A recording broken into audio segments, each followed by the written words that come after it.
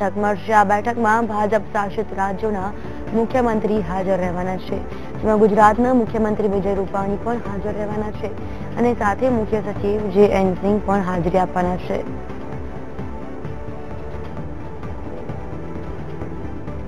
તો આજે નીતિ આયોગની બેઠક મળનારી છે।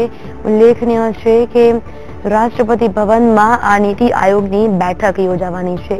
પીએમના સંબોધન બાદ સાંજે 5 કલાકે આ બેઠક પૂર્ણ થશે।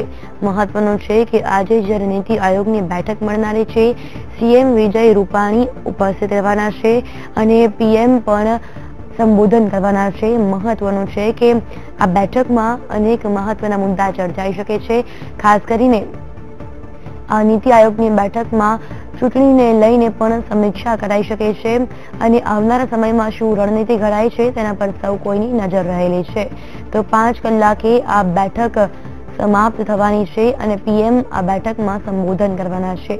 તો આજે જ્યારે આ બેઠક મળી રહી છે, બેઠકમાં ભાજપ શાસિત રાજ્યોના સીએમ હાજર રહેવાના છે। હિતલ પારેખ જોડાઈ ગયા છે। હિતલ, શું કહેશું, આજે નીતિ આયોગની બેઠક મળનારી છે, કેટલા વાગ્યાની આસપાસ આ બેઠક મળનારી છે, કોણ કોણ ઉપસ્થિત છે આ બેઠકમાં અને ખાસ કરીને કયા કયા મુદ્દાઓ ચર્ચાઈ શકે છે?